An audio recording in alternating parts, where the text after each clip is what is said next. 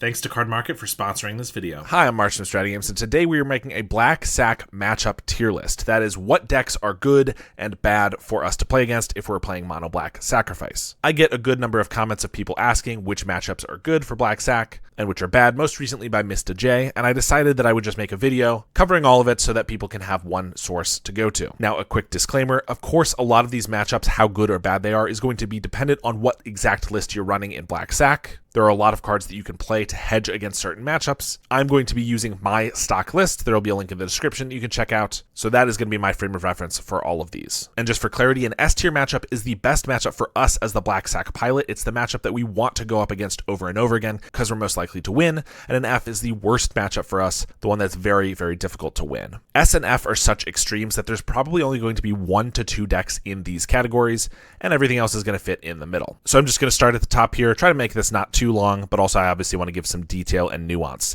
And we're starting with Mono Blue Terror, which is the S tier matchup. There might be another one I put in here, but Mono Blue Terror is the reason to be playing Black Sac, assuming you're doing it just for meta considerations. Black Sac was created and really thrived in the meta where Mono Blue Terror was the #1 deck in the format. It's still a pretty big contender in the format, but decks ebb and flow, and it certainly hasn't been anywhere near at its peak for the last several months, if not a year. Why is Mono Blue Terror such a good matchup? There are a number of reasons. First, their removal is really poor. We are a deck that if we're not disrupted quickly, we're going to usually win the game. So if they're only able to Deem Inferior or Sleep of the Dead our creatures, it's pretty easy for us to get them back because Deem just puts it on top, second from the top, and we'll draw it again, and Sleep just keeps it tapped for a little while. Now, obviously, Deem Inferior still is pretty good for them relatively because it does get rid of all of the counters on either our Carrion Feeder or our Mortician Beetle, but it's sorcery speed, it's expensive if they haven't brainstormed, and we do get that opportunity to draw the card back again, so it's just nowhere near as good as a cast down or something like that. So the removal sucks, then their game plan is really easily neutralized by ours. They try to get a couple, if not just one big creature and attack in a bunch of times. We have so many chump blockers that we're very easily able to put a creature in front of them, sacrifice it for value, and they get no damage through.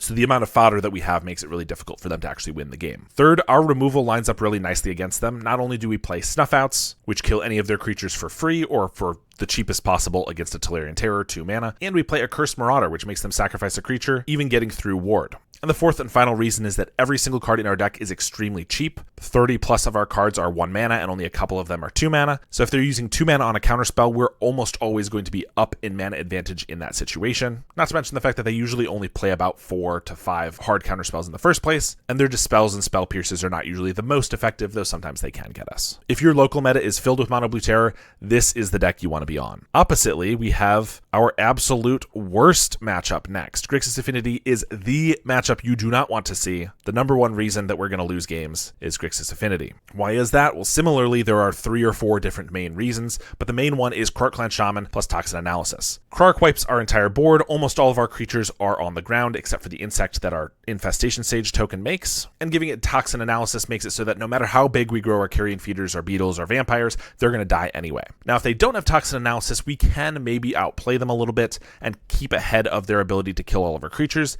But since basically every single one of their cards is an artifact, even if we have a Beetle and a Feeder that are 8/8s or 10/10s, they can often just sacrifice that many artifacts, still wipe our entire board, and even though they're set back to the Stone Age, if we have no follow-up, they're going to quickly recover a lot faster than we are. So they have the Nuclear button that almost always makes us lose, but they also have Galvanic Blast, which makes it so that our creatures have to have the potential to be at least 5/5s to be able to survive in the early game. The only saving grace there is that their red mana usually comes into play tapped, so if they don't already have it on board, we can maybe play around that a little bit. But the third main reason that we struggle against them is that they can put so many creatures onto the board so quickly with a ton of power. So even if we have an 8/8 Beetle or something like that attacking, it's not that hard for them to have 2 Enforcers on turn 3 or 4 to be able to block it and force that trade. Or they can even have enough guys to chump 1 or 2 of our creatures while attacking us in the air with their Monitors and their Refurbs. So Affinity is not what you want to be going up against, and this is pretty much the spectrum from our #1 best matchup to our #1 worst matchup. All right, now we get to Elves. This is a pretty fun one because when I first started playing Black Sac, I would say Elves was here at D. It was pretty bad for us because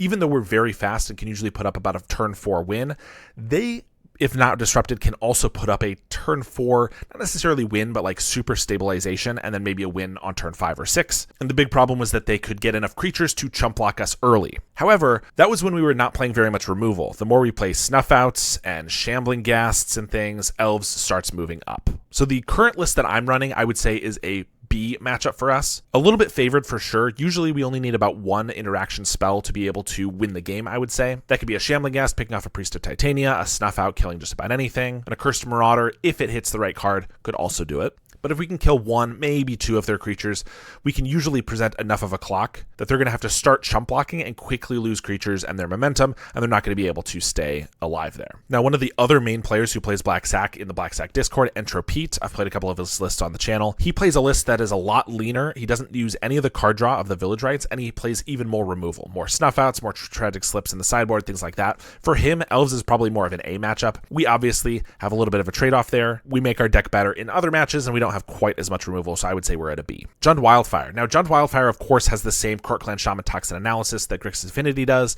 However, they often have been not playing the Toxin Analysis. They kind of go back and forth on whether or not they're going to be playing those. If they're not, the matchup is already so much better for us.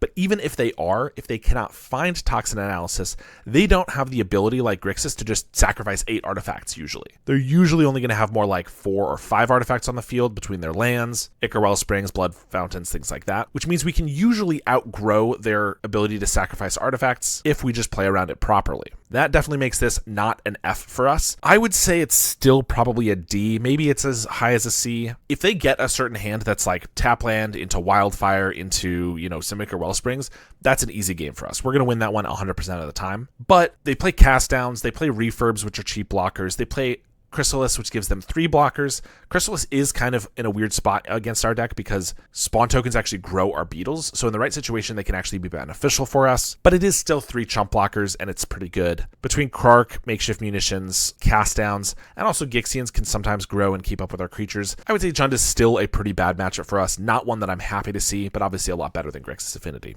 Spy Combo I think fits in a very similar vein to Elves, although I would say it's a little better for us than Elves, because again, it's a race. They're not going to have any removal. I didn't mention this about Elves, but they're not going to be removal game 1. Sometimes they will bring in some Monstrous Emergences game 2. As long as you play around those, you can probably be fine. But Spy Combo, they're not going to have any removal pretty much at all. Their sideboard is going to lend them maybe some Fairy Macabres, although we don't even care that much about those. So if we can just present a fast, efficient clock and sustainable clock, that's the important thing against these matchups. Elves, Spy Combo, and we'll get to Walls later. The most important thing is to have the sustainable clock. That means Carrion Feeder and Beetle, or at least a Beetle, over a Bloodthorn Vampire, which can grow in one burst, but not over time. We want to be able to have 2 6/6s and then force them to be at 6 life, so that both of those guys are now lethal, and they have to chump block them without expending more of our resources every single turn. Just like Elves, if we're able to kill one of their creatures, I think this is almost always a shoo-in for us. But honestly, even if we don't, if they stumble at all, or we just happen to be on the play and have the right start, we can almost always get there. I find this to be generally a pretty favored matchup for us, so I would put it in A. If they're on the play and have like a turn 4 win, let alone a turn 3 win, they're gonna probably get you, but that means that you need to be on the draw. They need to have a hand that doesn't stumble at all, and you need to have no removal, which is a lot of things to ask. White Weenie, another one of my favorite decks to play. Unfortunately for us, this is a really bad matchup for Black Sac. The number one reason is Prismatic Strands, a deck that main decks 3 to 4 fogs that also flash back, so it's 2 full turns of blanking your attacks, is really bad, and because it prevents damage of any color that you choose, Rite of Consumption actually deals damage. It does not cause loss of life, which means if they've resolved the Prismatic Strands, or at least have one in hand or in the graveyard to flash back, you cannot go for a Rite of Consumption to win the game, as it will be totally blocked. So it's not just fogging our turn, though. It's the fact that they can still deal damage. So if we attack with a 6/6 Carrion Feeder, they can throw every single creature they have in front of it, go for a Strands. It's probably going to die, or at the very least, we're going to have to sacrifice a ton of creatures to keep it alive and get very little gain out of that. In addition to that, they have a million chump blockers. Some of their cards make 2 or 4 creatures, like Battle Screech. They have life gain, and they have some removal. Usually it's just the Thraben Charms, but because they can have so many creatures, Thraben Charm can easily deal 10 damage to a creature, and sometimes they play Journey to Nowheres either in the sideboard or in the main deck, and those are pretty good against us too. I don't think this one ever feels quite as bad as Grixis Affinity, so I would put it at D probably, but this is probably the worst matchup for us in the D column. These are 3 of the matches that I really try to solve. is Jund Wildfire, White Weenie, and Grixis Affinity whenever I'm making changes to the sideboard. All right, Caw Gates. I'm assuming this is Azorius, traditional Caw Gates. I think Naya Gates is in here later, so we'll get to that. But Caw Gates is a bit of an awkward one because they do also have Prismatic Strands, just like White Weenie, but they have a far fewer blockers, and Caw Gates is always a deck that relies on using their life as a resource, just taking damage in the early game, stabilizing at like usually 1 to 5 life, and then using that lifelink from all of their guys, pumping them up with Basiliskate, and trying to recoup that life with lifelink. Luckily for us, we can easily throw any chump blocker in front of that creature, sacrifice it before they deal damage, and they don't gain that lifelink. So I found this is a much more favored matchup for us than White Weenie. I would say probably B tier. It's not one I'm upset to go up against. Anything B and above, I'm going to be happy to go up against because we're generally favored either a little bit or a lot, and C down is the ones that I want to try to avoid. But yeah, Caw Gates does have Journey to Nowheres and Thraben Charms, counter spells, so they have some interaction that's going to slow us down a little bit, but also with so many tap lands, they're usually slow themselves. They also spend a lot of turns doing like Brainstorm with Squadron Hawk or Modern Age, setting things up that makes it so that we can usually take advantage of that in the early turns, so it's never usually the worst matchup for us. And I will say something about Prismatic Strands that I didn't mention yet, is that while it is very good against us, we do have ways to get around it. The Mercenary that our Link Breaker makes is mono red, and the Squirrels that our Nested Shambler makes are mono green, which means that those can deal damage even through a Prismatic Strands choosing black. And if we put a Sadistic Glee on any of those creatures, we can even grow them to be basically a Mortician Beetle in a color that doesn't get affected in the same way. So that can make our opponent burn through Prismatic Strands twice as quickly, or not even be able to cover all our creatures in the first place. Altertron. This is not a matchup I've played in a while, as this deck is pretty fringed right now, but it generally is pretty favored. Honestly, if I see a Tron land as a Black Sac player, I'm almost always happy about it because that means that they're usually slow, combo, and low interaction, and it's not hard for us to have that turn 4 win against an uninteractive opponent, especially if they don't have any blockers. That's the thing about uninteractive like Spy or Elves. While they're still favored, they have blockers. Something like Altertron doesn't even usually have many blockers to deal with. Maybe it has Spawn from Malevolent Rumble, and of course it has some Mirror Retrievers, but otherwise it's pretty good for us. Honestly, Altertron I think might even go into A. It's probably the #1 best Tron deck for us because even something like Flickertron, which is going to be in a favored matchup, still does have Breath Weapon, Fogs, some things that make it a little bit more interesting. Okay, this is called Life Gain Tron. I'm going to assume this is Monster Tron, as it has a Boulder Branch Golem and it does gain an absurd amount of life. This is the Tron deck that we're not super happy to see. They do play a little bit more interaction. First of all, Pinnacle Killship and Barrels of Blasting Jelly, and I'm assuming that Giant's Boulder is about to make it in there, but we're just before the Hobbit set releases as I'm recording this. So their interaction is decent, but they also just have a lot of creatures that are enormous. You can often have a creature bigger than one of their creatures, even if they have a 7/7 Maelstrom Colossus. It might not be that hard to have an 8/8 Carrion Feeder, but if they have 2 giant creatures, it's almost impossible to get above those, and suddenly they go for a double block. It's really hard to deal with. I've only played this matchup a couple of times. I would say it seems unfavored, but not anywhere near as much as these other ones. Probably a C, but with more testing, I could see that going kind of either way. That's where I'm at with Monstertron. Red Rally. I have to just speak from my own experience. I feel like this is definitely a little favored. I could see people putting it into C. I think it's definitely in the middle here where it's like mostly 50-50%. But in my experience, I've found that unless they have that nuts start of like, they're on the play, Goblin Tomb Raider, Burning Tree Emissary into Rally. If they don't have that, it's not that hard for us to get creatures that can trade with their 1/1s pretty easily. But even with like Supernatural Stamina on any of our fodder creatures, we can trade with their 2/2s. A Beetle can pretty easily get to be a 3/3 and block their creatures. Now, of course, we always have to contend with their removal. Lightning Bolts, Galvanic Blasts, you want to make sure that you're not putting your Beetles feeders down until they can get above 4/4 or 5/5 if possible. But I've just found that they can't necessarily go for the removal play and also keep up their speed at the same time, and we can usually grind them out a little bit. So I would put it here, but it's probably at the low end of B, high end of C. Rakdos Madness, I think, is a very similar situation to Red Rally. I would probably put it a little bit worse here for us. The thing about Red Rally is that the majority of their damage comes through creatures, and we can block and deal with creatures pretty easily, whereas Rakdos Madness is mostly going directly at the face, and the creatures it does have are mostly flyers, Sneaky Snacker, and Kitchen Imp. We don't have as much way to block flyers, so they have a lot more direct damage that can just get us before we're able to stop them. Also, their life gain can be relevant. They can definitely gain a little bit of life and survive an extra turn because of that. And post sideboard, they get Extract a Confession, which is a really good card against us. Doesn't always give them exactly what they need, because if we have like a vampire, it doesn't die to that if we have any other creatures on board. But it's definitely not a great matchup for us, but with the right play, I think you can usually get there. Golgari Gardens. Now, I think this is where I'm going to have a lot of people disagree with me, and I think that's totally fine. In my experience, Gardens is a slightly favored matchup. Now, that seems crazy. They're a deck that has both board wipes for our fodder and also single target removal. And if they're able to kill off our carrion feeders and things like that, how do we win? I actually played a lot of Golgari Gardens when I first started playing Pauper, so I'm pretty familiar with a lot of the exact deck lists. And in my experience, they run usually 14 single target removal spells in the main deck, which is an absurd amount. However, a lot of those are very conditional. So lists right now may vary for sure, but when I was playing it, they were running 4 snuff outs. Snuff out is pretty much totally useless against us. Unless they want to kill off a mercenary or a squirrel, we're not worried about snuff out. So that's already 4 of their removal spells down. Then they're usually running a couple Tithing Blades. Tithing Blade in the right situation can be really good for them. If we have just a beetle or a feeder on the board, they can kill it with that. But as long as we're aware of that and try not to go all in and keep at least 1 fodder creatures around, Tithing Blade is not usually going to catch what they want it to. So now they're down to 8 removal spells. 4 of those are usually Defiles. Defile is a good card for them that scales, but between Colony Garden, Bojuka Bog, Rot Farm, they have some lands that make it so that they're not even hitting a swamp every single turn. But even if they do hit a swamp every single turn, that means on turn 3, they can do -3/-3. By our turn 3, or even their turn 3, we should be able to have our carrion feeder be like a 5/5 or at least a 4/4. If we play it right, it shouldn't be hard for us to outgrow that Defile and stay ahead of it. If they're on the play, things get a little different. Maybe we need to play a little slower, but it's all about playing around their removal. And so that leaves them with 4 cast downs. And cast down is great against us. It's one of the best cards you could be playing against us for sure. But suddenly they're 14 removal. Most of them are either not good enough or actively bad, like Snuff Out. So it's just those cast downs we really need to worry about that much while still playing around everything.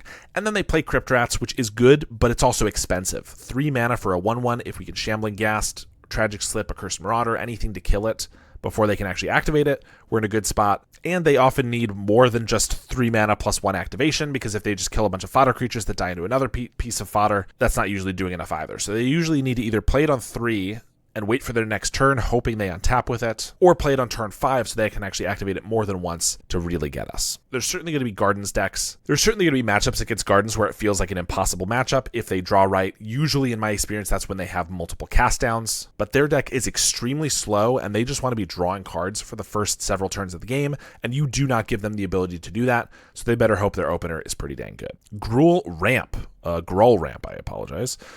This is an A for us. It's really, really strong. In the right situation with the right draw, they can definitely get a lot of creatures out. With Trample, that's hard for us to chump block. But a lot of their creatures don't have Trample, first of all. If they play like Boarding Parties, Chrysalis, things like that, we can chump block them pretty easily. So the damage race is not hard to swing in our favor in that case.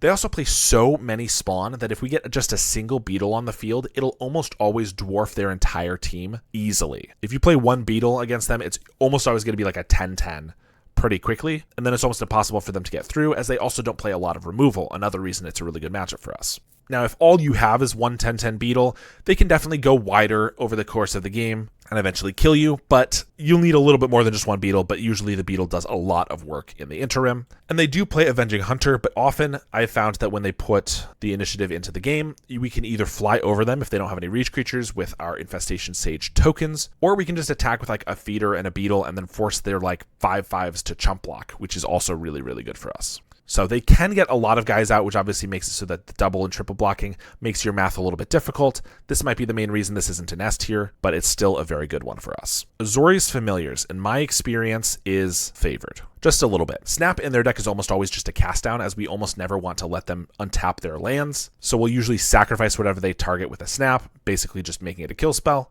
If that's not the right thing to do in the situation, obviously we can choose not to do that, but more often than not, that's what you want to do. And they do have a good amount of chump blockers, but if you get a situation where you have Carrion Feeder, Beetle, you're real good against sustainable damage is usually what you want in this matchup, then them gaining a couple life from a God-Fearers Faithful isn't going to make that big of a difference. They can draw a lot of cards, but their interaction package is really low. A couple of counterspells maybe, prohibits that you need to be wary of, and the snaps, sometimes they can chump block and then go for an Ephemerate, but also if we have some snuff outs and things like that, our removal can usually pack a huge punch against them. Dimir Terror. Now, Mono Blue Terror is an S tier, so where would you think Dimir Terror would fall? It's probably a B as well. There's going to be a lot of Bs here, and I'm trying not to be biased here, but of course you always have some bias for your own decks. Maybe I'm going to say every single matchup is favored for us, but already we're getting a pretty even spread. Dimir Terror is a lot worse for us than Mono Blue Terror. It's still a little bit favored because they play a few creatures that we can usually pick off pretty easily with our Snuff Outs and our Accursed Marauders. But first of all, Snuff Out doesn't work anywhere near as well against them because they have Gurmag Angler and Sneaky Snacker, and Accursed Marauder doesn't work as well against them because they have Sneaky Snacker. Snacker also makes for a chump blocker that they can get repeatedly, and the big thing is, of course, Cast Down. As I keep talking about, Cast Down's one of the best cards against us. Now, they do usually play 4 Snuff Outs, which are all pretty much useless against us, as we talked about, but I found that that doesn't even outweigh the fact that Cast Down is really good, and they often play Suffocating Fumes, maybe in the sideboard some Arms of Adar, which, while not always the best against us, in the right situation can really be a blowout. And I will say some of these lists have started running as few as like 1 Cast Down in their deck. If they're running 1 Cast Down, maybe this even jumps to like an A tier or something like that, but I've found that usually my opponents have 2 or 3 Cast Downs, and they're still able to kill our creature without too much difficulty. So yeah, that's where I would put Dimir Terror. Still favored. I'd be happier to see this than a lot of these other ones, but if I see Mono Blue Terror, I'm thinking it's a buy. Dimir Terror, not so much. Mono Blue Fairies. I actually talked with Skura, one of the Mono Blue Fairies kings, and he thinks this is a heavily unfavored matchup for fairies, so I would assume he would put it somewhere like here for us. In my experience, it's pretty even. I would say maybe a little bit favored, but it's really, really skill intensive and play dependent. We of course can get big guys that makes it so they have to chump block. It kind of nullifies their Brine Bear Intruders, things like that. But they usually have Snaps or Cryo Shatters, which can remove our guys pretty effectively. Our Shambling Ghasts do pick off their guys nicely, and Snuff Out is incredible, but also their Spellstutter Sprite can counter just about everything in our deck if we don't have removal for it, and especially if we stumble and only keep like a 1-lander and don't get another land, Spellstutter Sprite becomes incredible against us. So that's where I would put this. I promise there will be some non-B matchups here. For example, Dimir Fairies, I would say is on the other side of this. I don't think it's the worst matchup for us ever, and interestingly, Dimir Fairies and Dimir Terror run a very similar, if not identical, removal package, interaction, and stuff like that. But the main difference here is that they have a lot more creatures, and their creatures are a lot less susceptible to removal. If I snuff out a Tolarian Terror, I'm feeling really good. If I have to snuff out an Augur Bolas or a Ninja, it's not necessarily the best thing ever. Similarly, Accursed Marauder kills their creatures very nicely in Terror, doesn't do as much work in Fairies. And of course, Spellstutter Sprite being additional counter spells in their deck. Like I said, Spellstutter is a very good card against us, so I found that this is a little bit of a tough matchup for us, though not altogether impossible. Mono Black Sacrifice is a terrible match. No, I'm just kidding.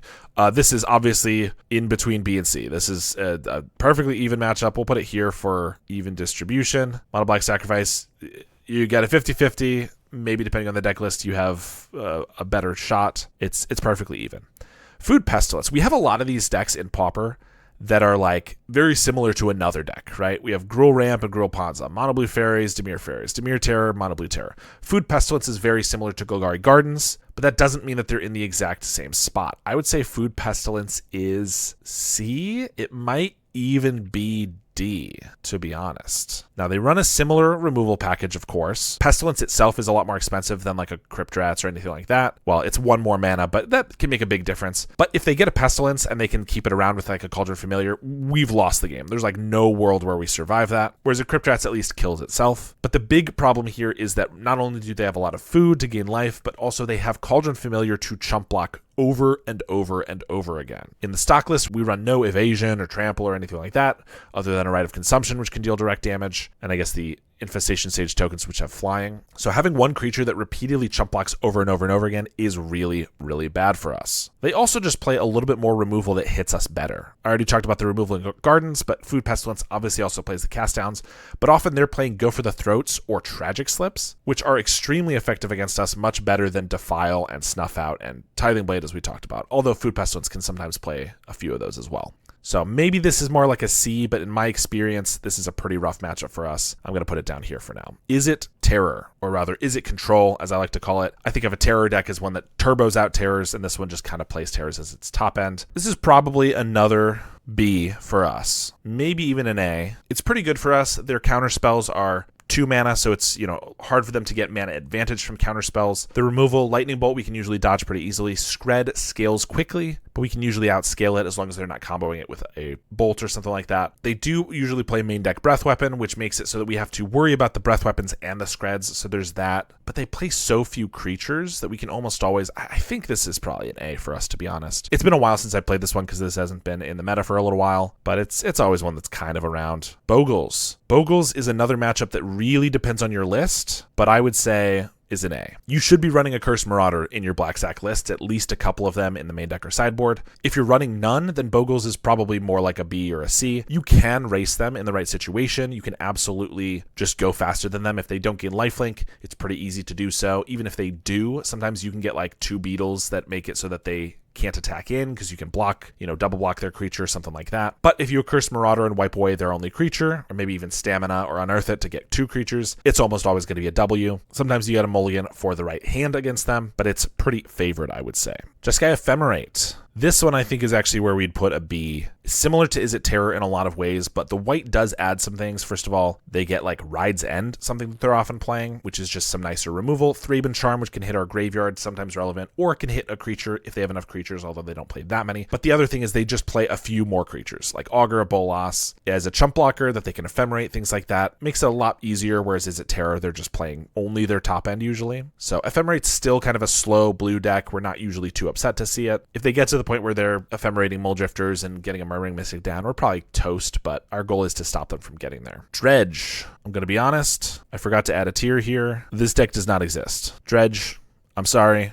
That's where Dredge is right now. I've not seen Dredge played in probably over a year. It doesn't exist. Walls combo, I would actually almost have put in does not exist, except that I've actually started to see it come back a little bit. I played against it a couple of times in some leagues. I played it against it at Pauper Genesis. So that's great. We'll put it up at A because just like Spy, Elves, they have no interaction. They're creature-based. If we get one snuff out to interact with them, we can usually kill them by just forcing them to start chump blocking our enormous Carrion Feeders and Beetles. Gruul Panza. So we have Gruul Ramp at A. Panza is our only other S tier. Everything I've said about Ramp is true about Panza, except that they dilute their entire game plan with 8 land destruction spells against a deck that doesn't need usually more than 1 or 2 lands to operate. Now, there's a bit of a caveat. If you keep a 1-lander and then get blown up your only land, you're going to lose that game, of course. But in my experience, assuming you know you're against Gruul Panza, you don't keep a 1-lander, you make sure you get a 2-lander, and then you draw a 3rd land anyway. Their first land destruction spell doesn't do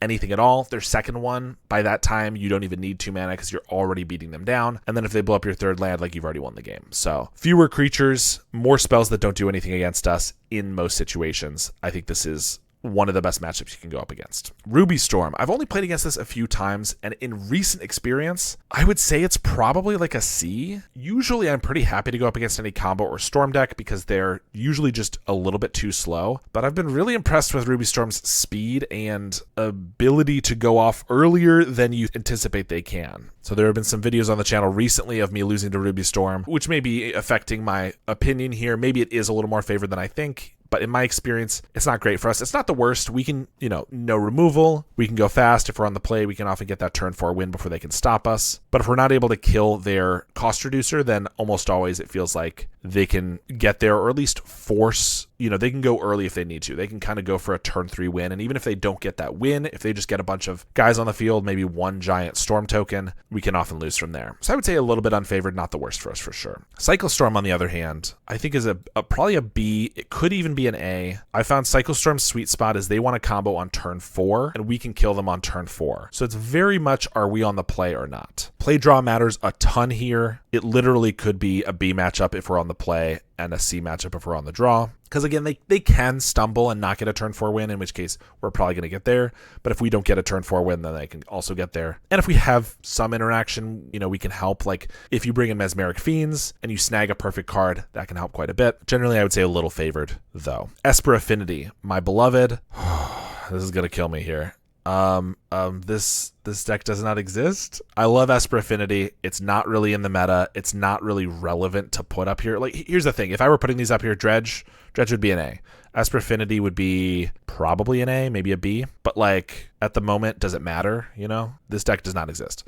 Mono White Heroic. Basically the exact same as Bogles. A Curse Marauder, kill their creature, but also our Snuff Outs still work because they just have protection or ward, but not actual hexproof. So it's probably even a little better than Bogles for us. I haven't really been organizing the exact spot to get the exact order here. Boros Bully. Doesn't really exist either. This is not disparaging anyone who likes these decks. I literally put Esper Affinity in here. I'm talking about the meta at large on MTGO. These are not decks you're going to be running up against frequently at the moment. But for anyone who wonders, Boros Bully would probably be a D matchup. It's probably just as bad as White Weenie, all the things that White Weenie has, except it also has Lightning Bolts, which might make it even worse for us. Flickertron. Just like I was saying about other Tron decks, it's one that I'm pretty happy to go up against in almost every scenario. They do often run a 1 of Breath Weapon, a Moment's Peace, some creatures that can get in the way, but all of their stuff's so expensive and so slow that we can usually kill them before they've done basically anything relevant. Unless they get Tron immediately and they're on the play and then they can get there, it's pretty tough for them to do much of anything. Frankly, this might actually be an A. I'm not sure I've lost this matchup almost ever. Turbo Fog. Turbo Fog would be a B. I know everything's going into B, but then I'm shifting it. So, you know, Turbo Fog is really good against us if we have the Bloodthrone Vampire play, trying to just kill them in one shot. Although that's the best way we can also kill them with Rite of Consumption, which is a big reason this deck is not just like a total dog to Turbo Fog. But also if we're able to like Carrion Feed or Beetle, we can start putting up lethal on turn. Yeah, usually turn 4, if you know, maybe we get turn 3 if we're lucky. And so they have to start having a fog every single turn from turn 4 onward. And then it's not too hard for us to play around tangles by like just attacking with one creature that's lethal. They tangle it, and then we attack with another creature the next turn. This definitely helps if we get our Mesmeric Fiends game 2, especially with some Unearths and things like that. We can start ripping their hand apart, because they can definitely, if they just draw fogs every single turn and we don't get a Rite of Consumption, we can definitely lose to that. But between Rite of Consumption, the ability to play around their fogs with our attacks, and Mesmeric Fiend, I think it's generally a little bit favored for us. Petitioner's Mill, I think, is an A. I'm never upset to go up against Petitioners. They do have some fogs, which can hurt us a little bit, but again, with the right Carrion Feeder, Beetle draw, I know I say this a lot, but it's important to have the context here. Their Gnaw to the Bones are not even that relevant. They can gain 30 life off an Gnaw to the Bone, and we can even deal 30 damage in a turn sometimes. So their life gain is not great. Plus, they're just like usually one turn too slow to like really stabilize and start like milling us before we can force them to start jump blocking. And if they can't actually get off the ground because they don't have interaction for our creatures, and then they start losing 2 of their creatures every single turn, then they're not going to be able to stabilize and actually start milling themselves enough, let alone milling us. Is it fairies? I'm not sure exists. It would probably be a B. More creatures than Is It Terror, but worse removal than Dimir Fairies. But it's not even around. Slivers, I mean, Slivers doesn't really exist either, but it's an A. A lot of these decks do not exist. My point is that they used to be pretty big meta contenders in some way, even tier 2s or whatever, and then have kind of fallen off. Whereas things like Slivers and Petitioners have never really made it. So the people who play those love the decks. You still might see them sometimes. But I know with this category, I'm definitely going to get some people saying that these other decks don't exist. Okay, Mogwarts literally was made for this. I don't know if I've played Mogwarts as Black Sac one single time because it's been gone for so long. Yeah. Hot Dogs has got to be an A, maybe even an S. We have tons of removal, and also we have chump blockers, which forces them to have removal or trample or something, which often they can have, but, you know, not always. Black Devotion, come on, let's be serious. Mono Black Burn, I like it, but not real. Infect, part of me wants to put, I didn't think I was going to do 3 S's, but like, I mean, if you go up against Infect, you just kill their creatures. You have so much Shambling Ghast, Curse Marauder, Snuff Out, Spinning Darkness, Tragic Slip, even Mesmeric Fiend. Like, you just kill them on sight. They could obviously have the insane, like, turn 2 win, but if they don't, I don't see how you lose. Poison Storm, same as a lot of these combo decks. We put up a turn 4 win. They're usually too slow for that. I'm surprised Mono Red Madness is all the way down here because we've gone through so many like fringe decks at this point. Mono Red Madness is unfavored, I would say, but not heavily. It's minorly unfavored, and it's very skill dependent because if they don't know that they need to be Mono Red control, if they just try to play like a race, you're going to win the race 95% of the time. If they play Mono Red control and kill your creatures appropriately and then just eventually kill you afterwards, it's a lot harder. It's definitely on the brink of like a D matchup, but I think it's still between C and D here. I definitely prefer to play against Mono Red Madness than any of these 3. Orzhov Blade. All right, we're getting too many decks do not exist. Let's actually incorporate these. Orzhov Blade's a little unfavored. Their removal's really good. They have good chump blockers. Their Tithing Blades are not the most effective, obviously, But Tithing Blade also does get a lot better if you cast it 4 times or whatever. Eventually they'll get a Carrion Feeder, and they just have cast downs and Grim Baubles, which are cheap ways to get rid of guys, especially early.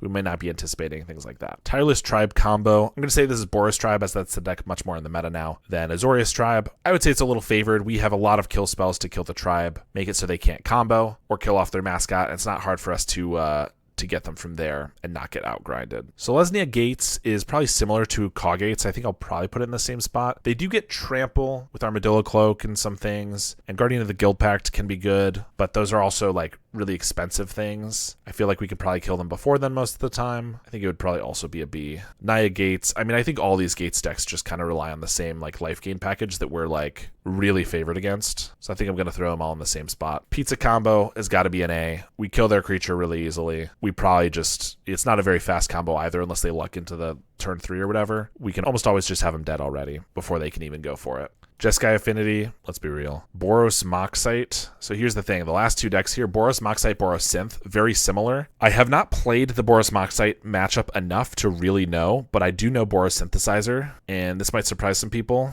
It's our only other F matchup. It's really bad because they play a full play set of Lightning Bolts and Galvanic Blasts, so they have tons of cheap removal to pressure your guys in the early game. And then even if you're able to get your creatures above that threshold, which is usually how you win against like Mono Red Madness or Rakdos Madness, then they also have Journey to Nowheres to get your guys after the fact. Plus they have chump blockers. Occasionally they play like a Prismatic Strands. This is a really tough matchup for us. Boros Moxite, I mean, I assume it plays about the same removal package and then also has Snackers. I'm going to put it in D just because I really am not 100% sure because I haven't played it enough to know the differences. No, it's got to be just as bad, right? Boros Synth and Moxite. All right, for the people, let me put all these decks do not exist into actual slots. Dredge would be an A. Esper Affinity, I think, would also be an A. Boros Bully, probably a D. Is it Fairies? We said B. Slivers would be an A. We can just go faster. I didn't really explain this one. We can just go faster than Slivers. Our creatures get bigger quicker, and our removal is really strong against them. Jeskai Affinity, similar removal package to Boros, but honestly, I think that colors slowing them down and stuff would not do them any favors. I think it'd be all the way up at a C maybe. All right, and these decks truly do not exist. I thought about reordering all of these to make it so that the closer to the left they are, the better the matchup for us is, etc. I think a lot of that's just like not that beneficial and would just take a lot of work to figure out the exact order. But this is the list. I'm sure a lot of people will disagree with some of these. And, you know, if I put something in B that you think is in C, I think that's all pretty fair. If I put something in A you think is a D, obviously that's pretty crazy. But I'm also extremely confident in the extremes here, the S's, the F's, and even a lot of the A's and the D's. Now, this might look extremely biased because we have so many more decks in the favored slots than in the unfavored slots. So you might be thinking, well, why isn't Black Sac tier 1 if it's got so many more favored matchups than unfavored matchups? But there's 2 big things to keep in mind here. First of all, I literally just put a bunch of decks that I said do not exist into like A and B. They obviously don't really factor into the meta that much. And even before that, there are a lot of really fringe decks that I put in here. Petitioners, Hot Dogs, Poison Storm, Pizza Combo, Cycle Storm, Turbo Fog, Selesnya Gates. Like, these are all probably fewer than 1% in the meta at any given time, maybe even fewer than 0.1%. So when we even all of that out, I think you'll realize that it's a lot more even. But the other big thing is that a lot of our unfavored matchups are the most played decks in the format. The number 1 most played deck in the format, Mono Red Madness, unfavored somewhat. Grixis Affinities, probably in the top 5, if not the top 3, if not the top 2. Bad matchup for us. Jund Wildfire, top 5 deck for sure. Bad matchup. Dimir Fairies, pretty prevalent at the moment. Monstertron, prevalent at the moment. White Weenie, pretty prevalent. All of those bad matchups as well. The only decks that I think are anywhere near comparable in meta share to these decks that are positive matchups for us would be Mono Blue Terror, Elves, maybe Naya Gates right now, Red Rally, and then comparable to like White Weenie, you'd probably get your Gruul matchups, your Dimir Terror maybe, but like even a lot of decks like Golgari Gardens and Caw Gates that like have been really prevalent at certain times are not that prevalent at the moment. So I think if we broke this down by meta share, I would not be surprised to see that the unfavored matchups make up more of the decks you'll actually go against than the favored matchups. You can still disagree with me if you want, that's totally fine, but until we get Grixis Affinity and Jund Wildfire and White Weenie and stuff on the positive side, Black Sac's still probably going to be a tier 2 deck. Anyway, this was a bit of a different video, but I've been wanting to make more Black Sac specific videos that'll help people get into the deck, learn how the deck functions, and understand its place in the meta. So hopefully this was beneficial for you and you enjoyed. Thanks so much for watching, and thanks to my supporters. If you want to support me on a monthly basis, go ahead and check out my YouTube memberships where you can get early access to videos. Thanks to my current $10 and up supporters: Howard Granger, Halcaz, DJ Vinyl, Paladillin C, Blackjack Davey, Max, Lucas Lage 3463, and Heckboy1337. I really appreciate the support, and I will see you all next time.